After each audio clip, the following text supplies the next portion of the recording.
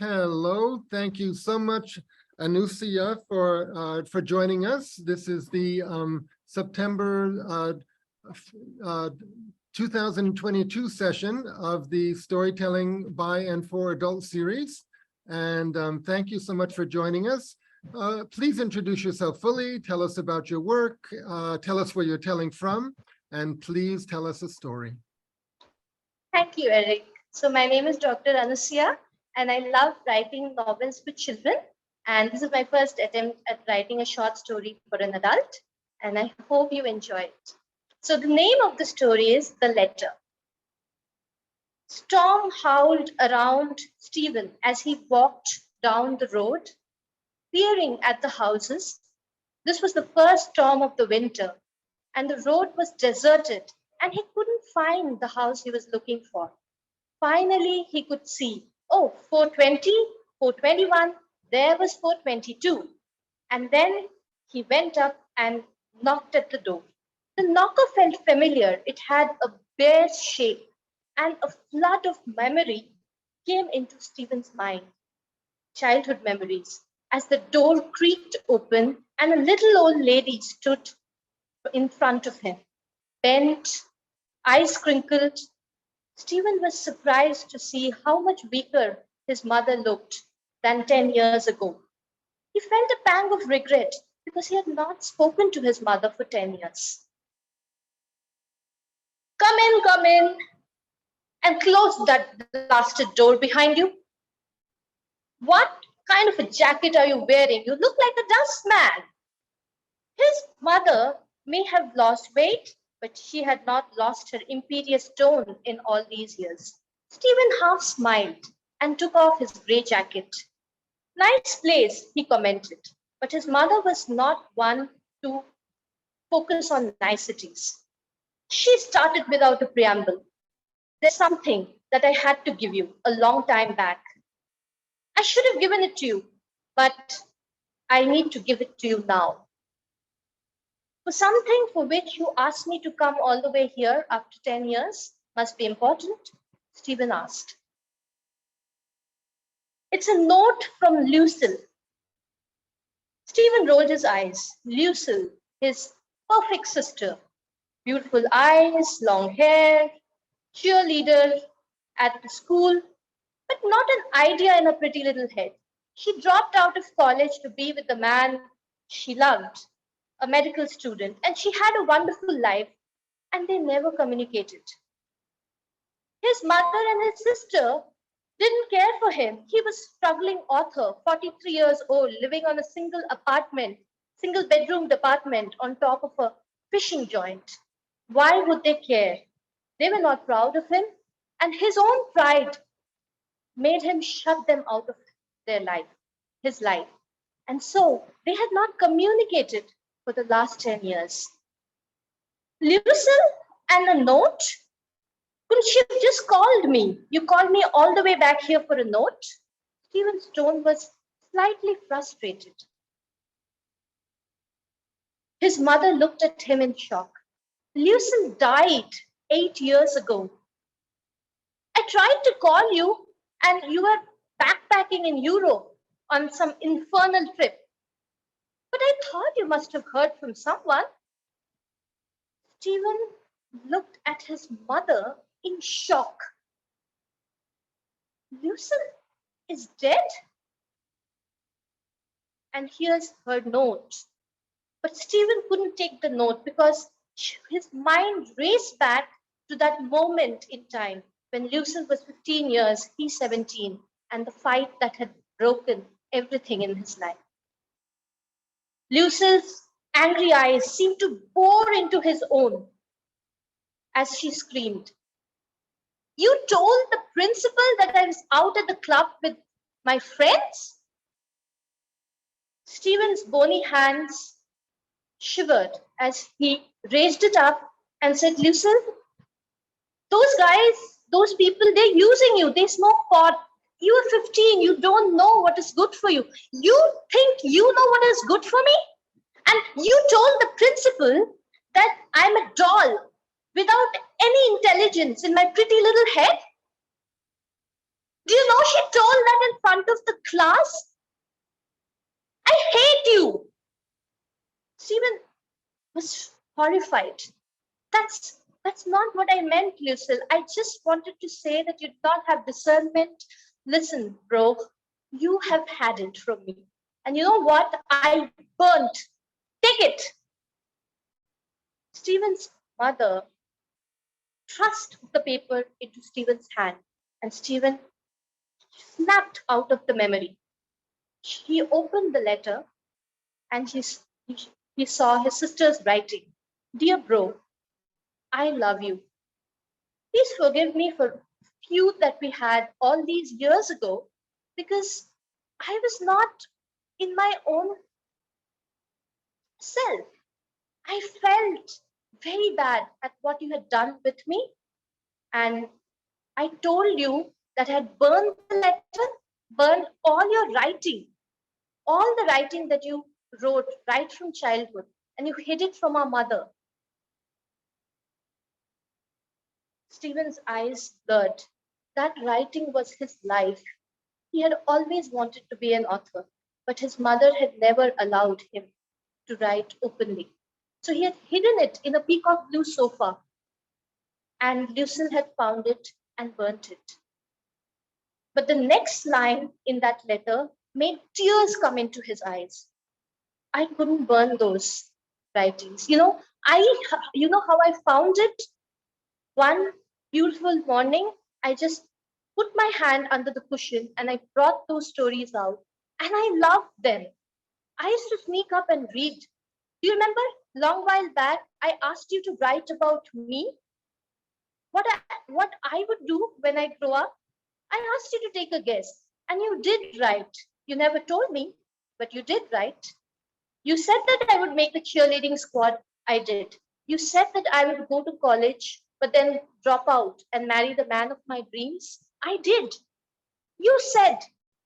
But at that point of time, we were not speaking to each other. And then you don't know what happened. You had written that I would go back to medical school, and I did. I did get my degree. We did have a child, a girl, just as you had said. Her name was Steele, just what you had written. And I went back to the university and I taught for a while. And that's where your description of me ended. Stephen remembered, and a tear fell out of his eyes. I never knew, Lucille continued in the letter, whether I just followed what you had written about me so childishly, so whimsically, because I loved that you had a vision of me that I didn't have for myself at that time. You saw in me a depth and an ability that I did not see for myself, but I found it. I discovered it along the way. And I sometimes wondered whether they were premonitions. How would you know that I would have a child?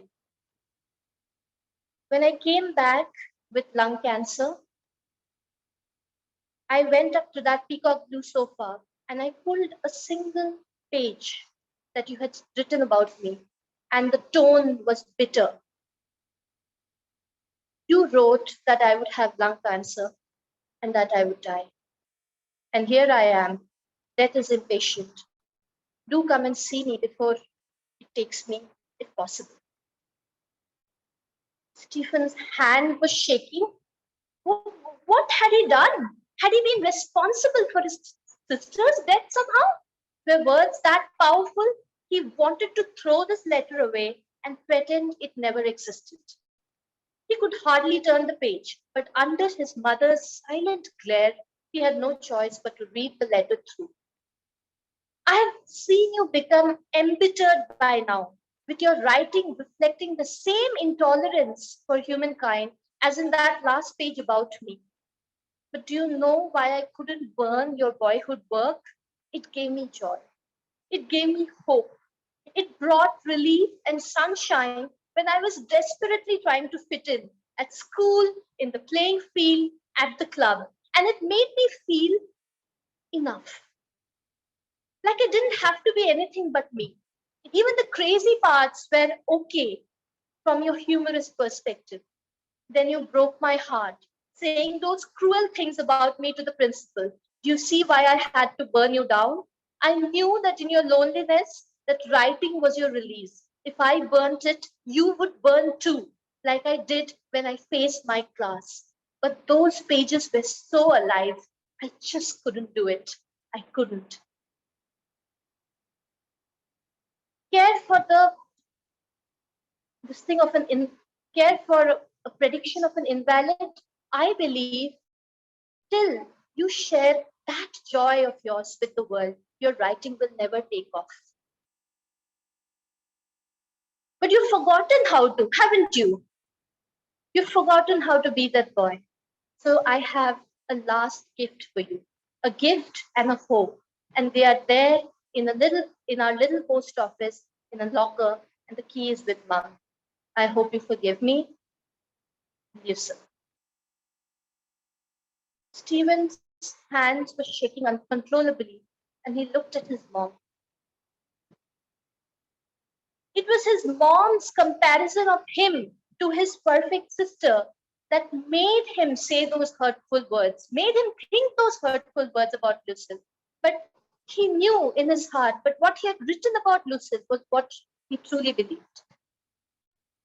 How much hurt and pain can people go through? He asked his mom, why now?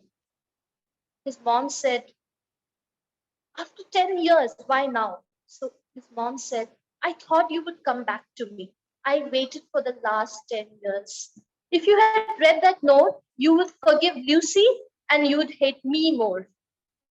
But now I don't have much time, and I guess I can't die without you knowing about it. Stephen looked numbly at the old lady. How much hurt and pain!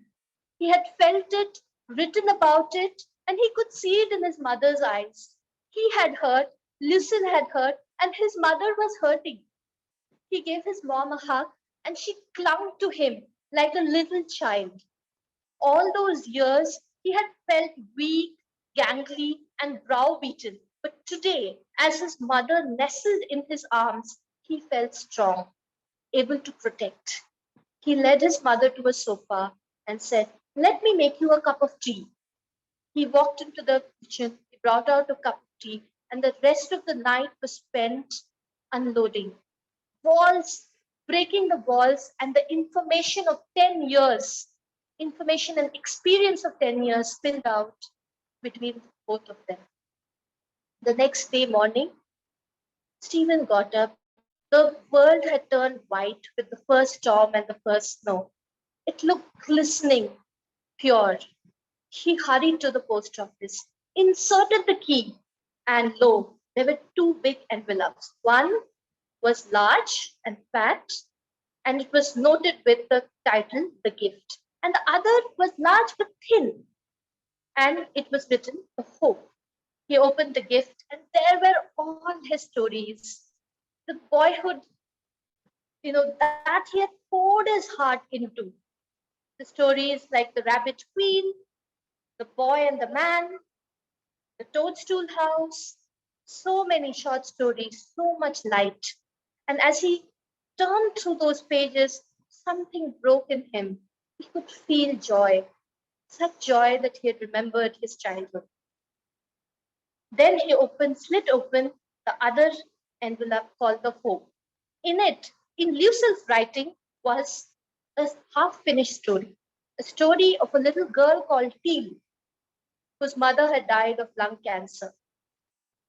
In that story, her uncle had found her, told her stories, taken her on trips, and gave her the same hope that he had given Lucy. Stephen walked out. At the end of that page, there was a number scrawled in pencil, and with trembling hands, he called that number. Hello! The voice was like Lucille's voice. And Stephen said, hello, I'm Stephen. I'm your mother's brother. Oh, Uncle Stephen. Oh, I love your stories. Stephen wondered which story she was talking about because all the ones he had written recently were really dark and didn't sell. Which stories? he wondered. Oh, my favorite is the Rabbit Queen, but I also love the Toadstool House, and I also love Meadow Sweet, all of them. Stephen smiled, and they spoke for a while. It was almost as if discovering his sister again. At the end, his niece had one request. When he came to her, he should write something for her. He should show some of his work to her. And he knew he couldn't show his recent work. So he turned over the page and he wrote a poem which joined the youngster, idealistic youngster he was, and the person he had grown to be, who had learned the cost of pride. The poem was on ego and pride. And this was the poem. Let my heart not hear the siren call of the ego. Let the pure, radiant love be my only expression. Let me never, drunk in my own sense of greatness, hurt any heart, nor push it into depression. Let everyone around me be natural and free, a smiling face, few loving words to share. Let me not stay aloof in a corner of my home or turn away my face and withhold my care. When my gentle heart is filled with hope, let not harsh ridicule hold sway over it. Let my calm mind sift through all the blame and improve my life with what I see fit. In the smiling, open, and brightly lit mind, let false pride not bring up a raging storm. Let there be dispassion when it blows over me, not succumb to it in any shape or form. Unstained consciousness can be obscured by the feeling of, I have been wronged over here. Open your eyes and witness the grace. All will right itself in time, never fear.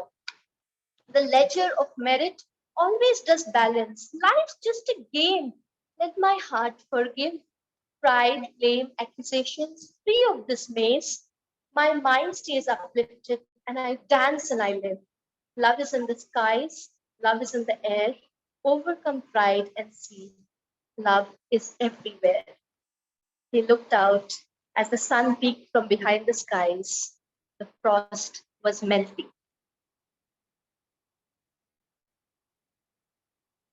The end.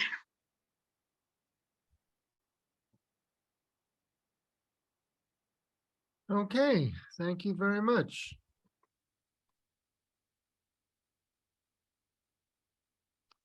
So that is a story that you created. Yes. And were you reading it or was it memorized? Huh? Were you reading it from a page or was it really memorized? So the last poem, I read it from a page, Hmm. but everything else was coming from my mind. Really wonderful. Hmm. So the story is really about this young man. Yes. It's about the letter and the conversation with his dead sister.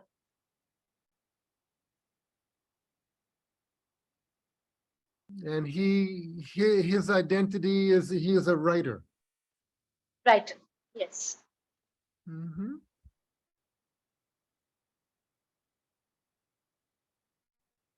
Okay, well, there was a very strong sense of reality to his relationship with his sister, and her sister was having some trouble with her mother at some point, right? Yes. Yes. I could imagine them very clearly. Like her mother used to like the sister more. She used to think the sister would be able to do something with her life, but she didn't believe in Stephen. She didn't believe that he would be able to do anything with his life. Mm-hmm. So she Okay. thought it's not a man's job to write. Something Hmm. like that. Mm-hmm. So are you a medical doctor or a university doctor? No, I am a university doctor, not a medical doctor. In what academic subject? So I teach electrical engineering, electromagnetics, high voltage, all of that. But I have a lot of interest in psychiatry. So I've read a lot. I've learned from you guys as well. So I did have a few types in mind when I wrote the story. Mhm, Maybe it came forward. mhm. Anybody? Oh, Barry, go ahead. Yeah, Anusuya, I want to say, first of all, congratulations, because it sounded like you were kind of stepping out on a limb here, and you Yeah. did really well. And I loved it. Was so refreshing, just to have a story that is very contemporary and literary feeling in that way. And I love all our folk tales that we share, and I love all our traditional stories, but there was just a refreshing quality. And you told with such passion and such immediacy, and I really appreciated that. And just congratulations, because I know you seem to. I can't say for sure, but you seem to be a little nervous about it, and so you did really well with it. Congratulations. Thank you so much. I was really nervous. Yes, that certainly is not a story for small children. But as Barry said, there was a strong sense of, and as I said, a strong sense of reality to the boy character and his sister and to their relationship. You're you touched a nerve. Okay. That's always good, right? Mhm, It if it touches people and if it makes them think, that's probably the greatest thing a storyteller can want. mhm, mhm. Thank you so much. Anybody else? Any thoughts? Sri Vidya, something's at the tip of your tongue. I Yeah. liked her spontaneity. I could see that spontaneity, and the child within her was all alive. So the story was well captured, and she brought in the characters. Characters are coming alive, and that showed her personality. So very nice. So much. Thank you so much. Great. Okay. Thank you very much.